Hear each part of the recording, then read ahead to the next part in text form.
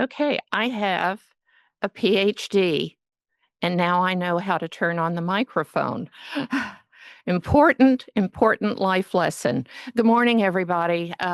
Thank you all so much for being here, whether you're here in person or you're one of the many people we actually have on the live stream. I'm not going to have much to say.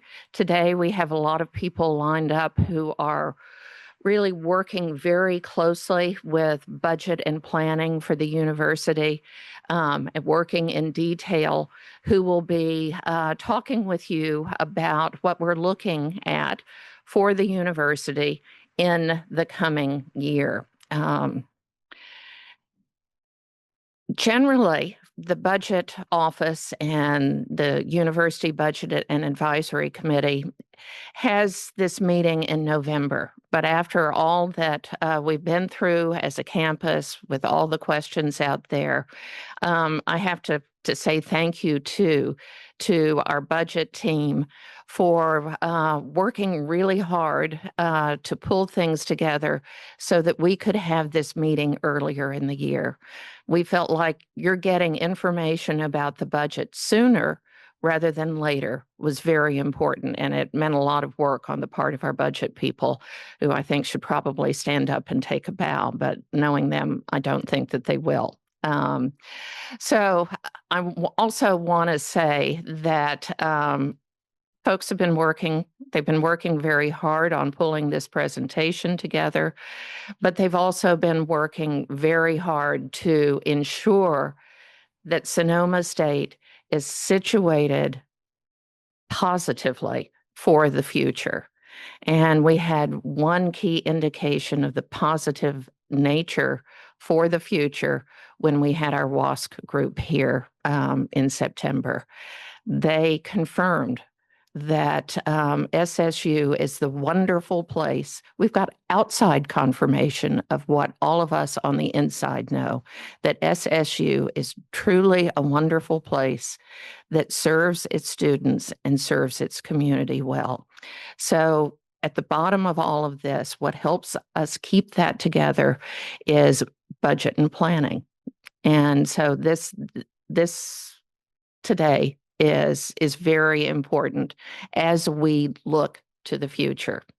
Now, we'll begin today with something that I know a lot of people have been wondering about. After a lot of not so happy news last year, we had wonderful news from the legislature in June about their confidence in us and about funding that we've been provided. And so we want to start by talking about that. The person who is one of the people who's working very closely with that is Dr. Rob Eiler. Dr. Eiler is now working in the president's office as the senior director for government and community engagement. And in that role, he is extremely important for the work we do. I'm sure many of you have known Dr. Eiler much longer than I have and know about his many community and legislative connections and about his talents as an economist. So he's a great addition in the president's office in advising me and the future president about issues related to the legislature, issues related to the region, and issues related to the economy. So I'm going to turn it over to Dr. Eiler, who will talk about where we are in spending wisely the money that the legislature has with such foresight, allocated to us over the summer. Thank you.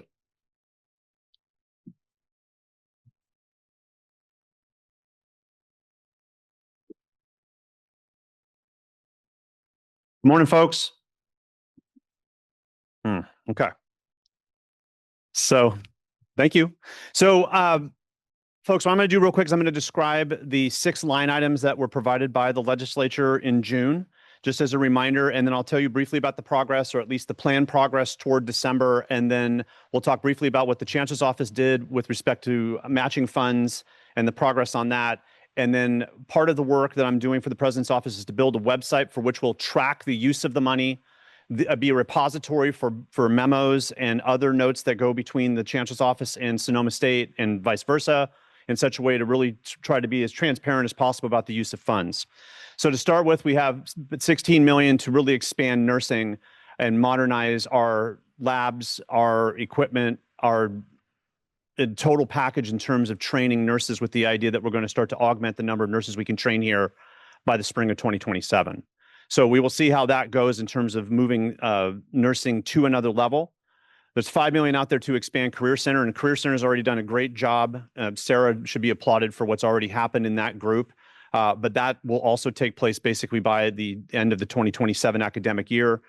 There is $5 million for a data science program, and Amira and what's happening with math and statistics in terms of the group that's going on there. Again, that's already moving forward, but that's looking for fall 2027. So real pause quick and say the following.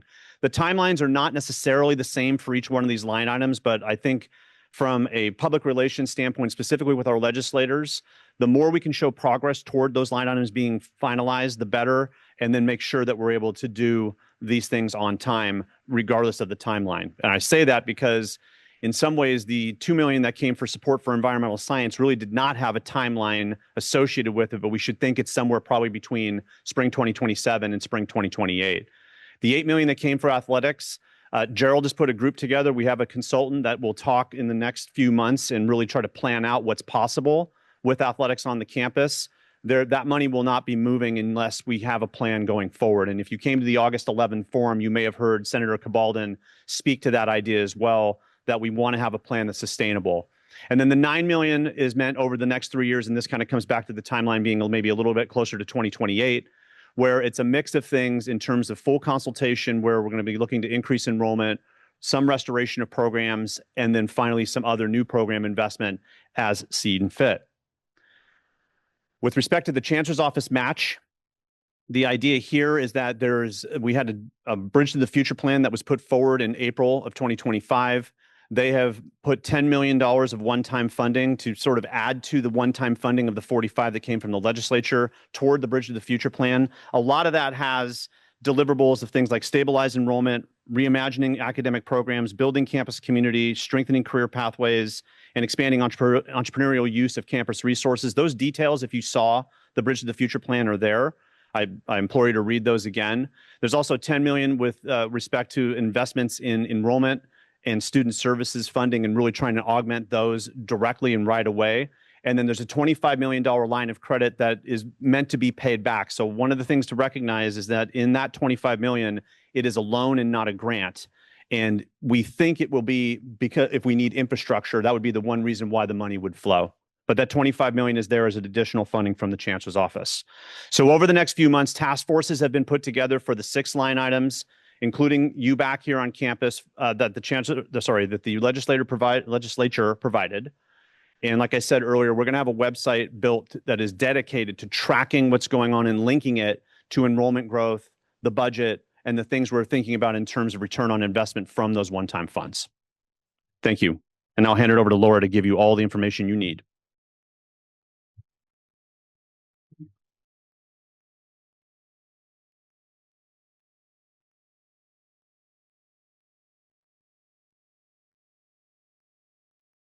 Good morning, everyone.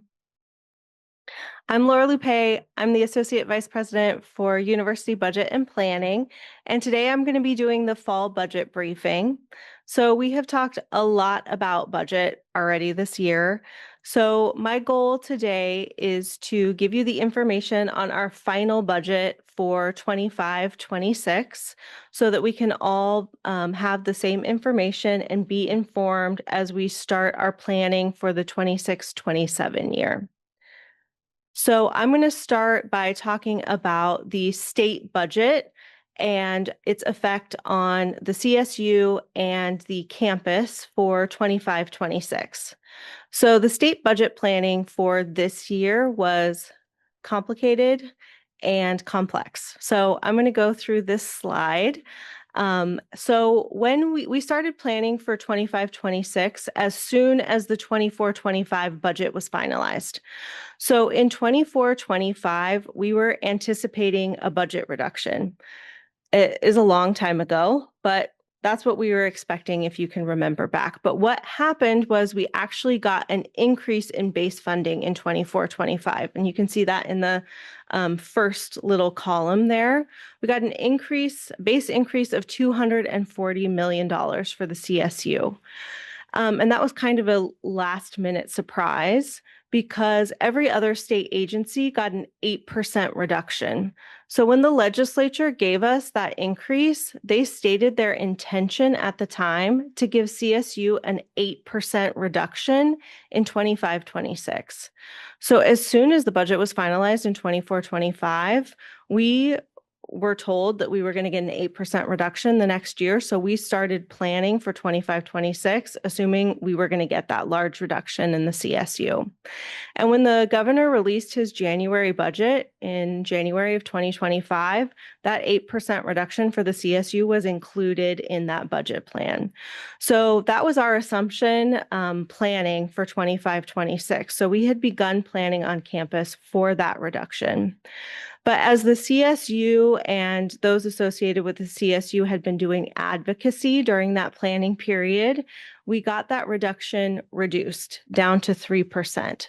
So when the governor released his May revision, and in the final budget, it was a 3% reduction. And that's what you see in the second column there for 25-26, a 3% reduction of $143.8 million. Now, the legislature isn't calling it a reduction, they're calling it a deferral. And that's because when they finalized the budget this year, they stated their intention to restore the funds in 26-27. And you can see that in the 26-27 column. They have the $143.8 million getting added back to the CSU's budget. But as we're planning for this year and operationalizing the budget, we don't have the $143.8 million in our budget. So it is a reduction as we're moving forward into this year. So that's how we're treating it for this year. Additionally, the legislature has offered the CSU a zero interest loan to offset the effects of the reduction, but that loan does need to be paid back in full on July 1st, 2026. So we can't use it for ongoing expenditures.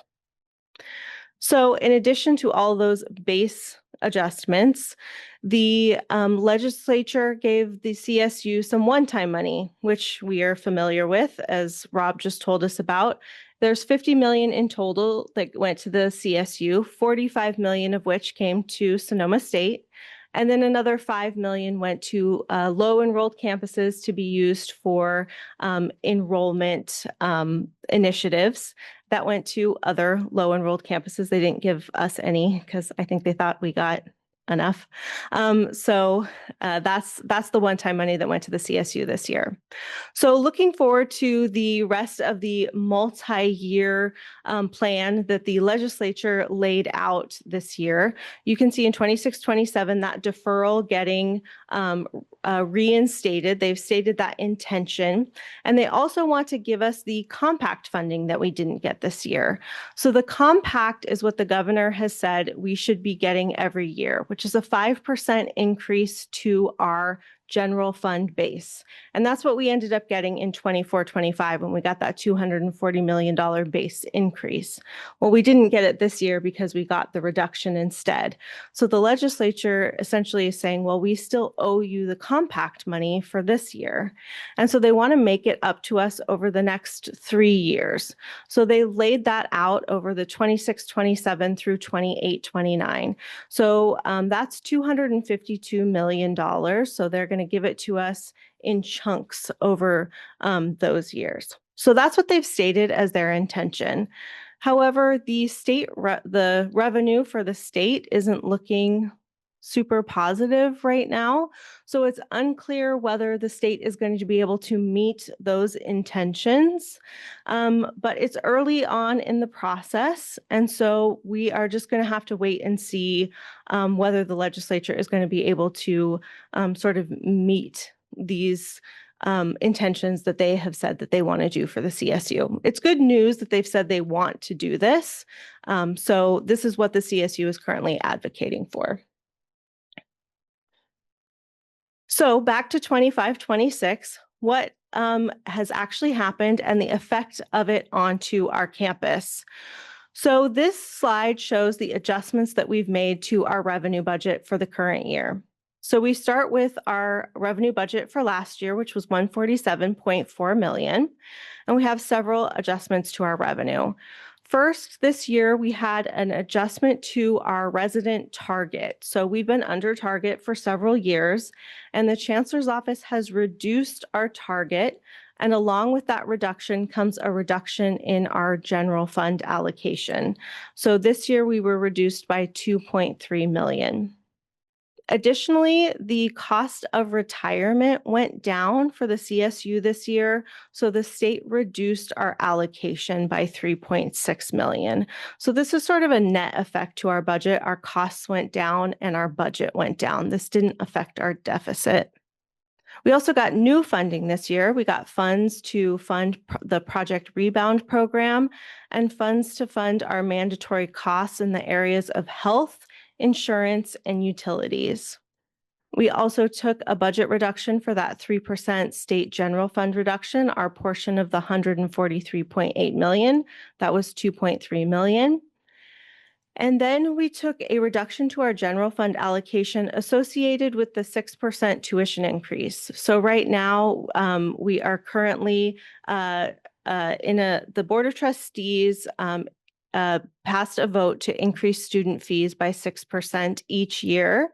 And so we are in year 3 of 5. So we get to, as a campus, keep the increased tuition for the 6%.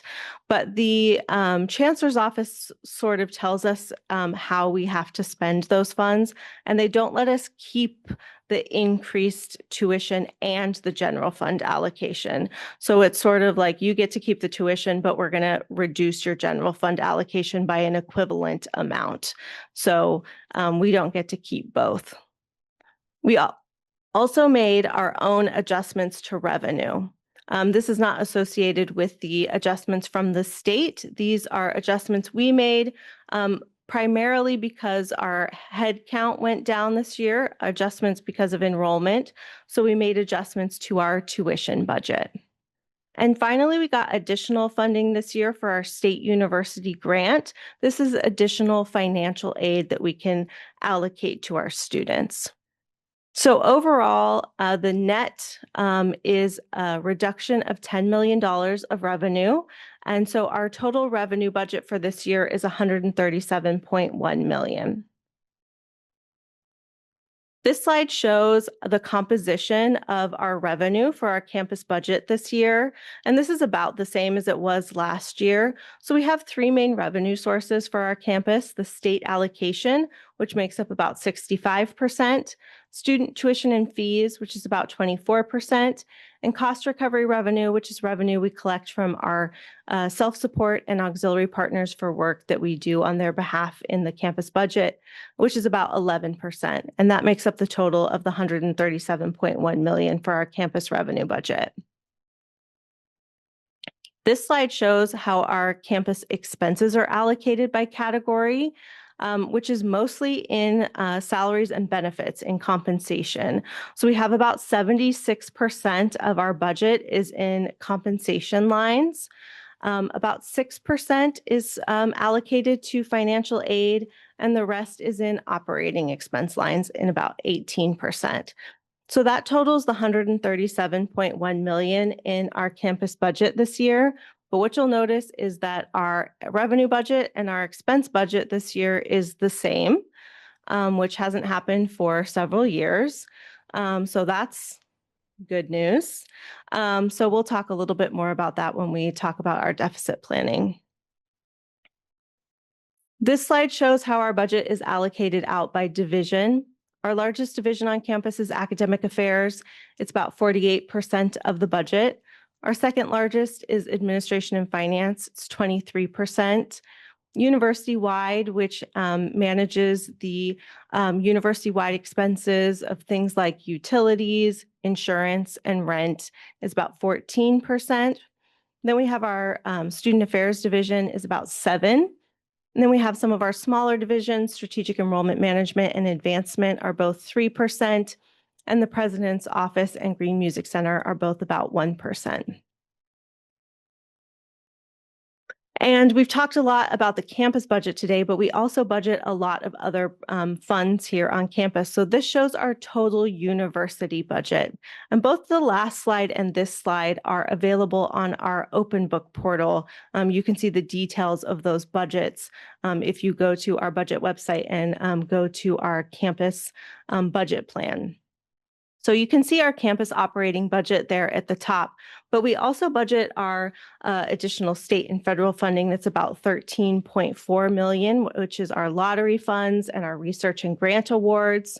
We have about $15 million budgeted in campus-based fees for programs like Associated Students, Campus Union, Counseling and Psychological Services, Instructionally Related Activities, and Student Health Center. About $38 million in other fee-based fund sources, which are programs like housing, extended education, and parking. And then we have about $13 million in other funding, which is the presenting fund for the Green Music Center, Sonoma State Enterprises, the operating fund for the foundation, and our annual endowment earnings distribution. So in total, this year, we're budgeting for our total university revenue budget about $216.5 million. So now that we have gone over sort of a high level detail, what I want to go through is how we really got into the balancing of the budget this year and that level of detail. So like I said, we made some adjustments to revenue this year, which we went over on another slide. But what this slide shows is all of the adjustments that we made this year that specifically affected our deficit. So these are items that didn't have a funding source or didn't have an offset, like the retirement that the revenue went down, but the expenses also went down. So these were sort of unfunded items. So first of all, last year in 24-25, we took some budget reductions, but we didn't fully balance the budget in the base. We balanced the budget using one-time funds partially. So we rolled forward a recurring base deficit. So that was our starting point for planning for this year. And that base deficit was $7.4 million. We also had our share of the state budget reduction, and we had that decrease in tuition revenue. We also had some adjustments to our cost allocation revenue and that enrollment reallocation due to our adjustment in target. We added stateside summer to the budget this year, and we had to absorb that reduction to general fund allocation to offset our increase in 6% tuition. And we had some slight unfunded increases to compensation. So when we look at all of the impacts to the deficit, our total deficit this year was $19.4 million. And as I said earlier, we knew early on in the year that we were going to have a large deficit that we were planning for this year. And we started planning early for that. We've been talking about this budget plan on campus for quite a while this year, so I'm not going to spend a lot of time on this, but we knew that we had to implement a reduction in expenses to balance our reduction in revenues. So we reduced those expenses by reducing academic programs, reducing NCAA athletics, reducing staff management and faculty positions, and operating expenses across the university. The end result was a reduction of over $20 million of expenses at the university and balancing our budget for the first time in over 5 years. We have a net balance now at the university of about $1 million in the base. We have also identified some one-time needs for this year, primarily in marketing and enrollment-related areas, strategic areas that the university needs to invest in. And we have a one-time revenue source that was originally in the base reduction plan, but has been moved to one time as that task force for athletics that Rob referred to earlier is reviewing the feasibility of a sustainable athletics program at the university. So with those one-time expenses and resources, we have a one-time balance for the budget of $1.7 million this year. So now that we've balanced the budget this year, it's important to look forward at the multi-year financial plan for the campus. Our financial plan looks at enrollment, revenues, and expenses forecasted out over time. So this is our enrollment forecast out for the next 5 years. So what you see here is enrollment dropping from last year to this year and then flattening out over time.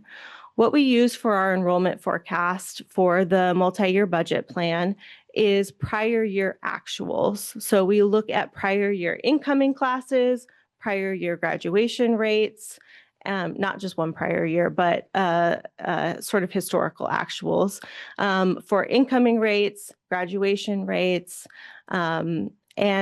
and so this doesn't take into account any of the current initiatives that we're doing, that the strategic enrollment management folks are doing, that we're leveraging these funds that we have, that we're currently looking at to do. So as those initiatives start making traction, then the actuals will get updated and we'll look at the new census numbers and these numbers will get updated as well. So this is what's currently built into the plan. So this slide shows our projections for our revenues and our expenses. The blue line is our revenues and the orange line is our expenses. So you can see last year, the expenses were much higher than the revenues. And then this year, they're on top of each other, which means we're balanced, which is great. That's what we want.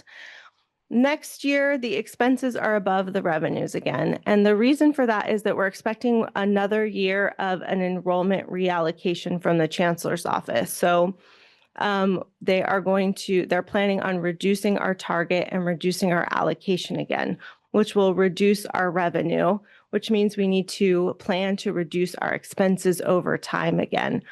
But with a strategic use of one-time resources and careful reduction planning, we can avoid the type of reductions that we had to take this year and balance our budget again, as you can see that we did here.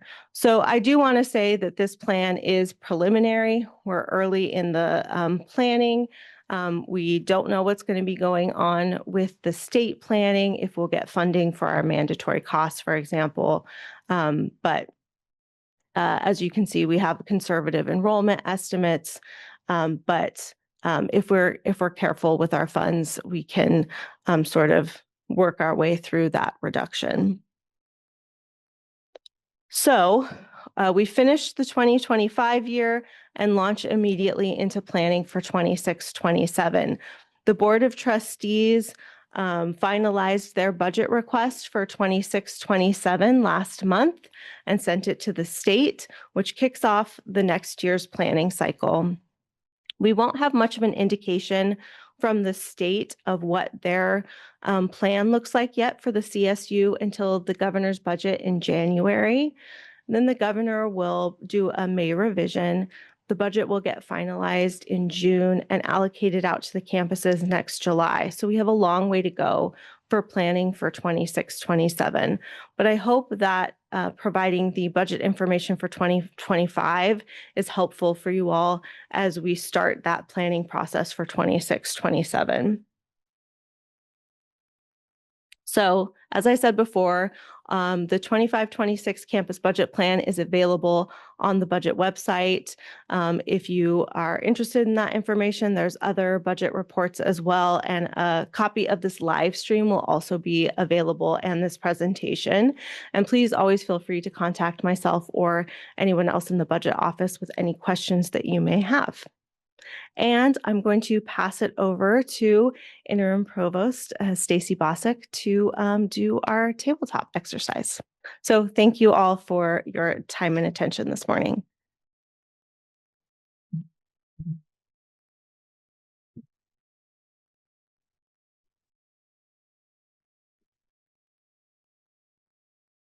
Good morning. Good morning. We think it's time to move around. Thank you so much to Laura for another extremely clear presentation. I think we must be the luckiest campus to have Laura be able to explain things in such fine detail for us. So we have a tabletop exercise for the rest of the presentation today, and we want to keep it fairly optimistic and fairly positive where we can. We'd like to invite folks to move to a table for conversations. And the first question that I believe is going to be presented, we'll present the question because that might help you determine who you want to sit with. The first question, and we've got two. The first question is looking ahead 3 to 5 years. How would you define success for the use of the Sonoma State commitment funding, right? So thinking about the Sonoma State commitment funding that we've received, we're all excited about it and what it might do to recharge some of our efforts on campus. What would success look like? So if you would please navigate towards a table, we have about 20 minutes for this first exercise. You are encouraged to use all supplies on the table as though you were a 4-year-old. You can use Post-it notes, marking pens, put drawings on the big Post-it note. We do plan to collect those afterwards so that we've got the shared resources from this collaboration. So please take 20 minutes and I'll come and chime back in at that time.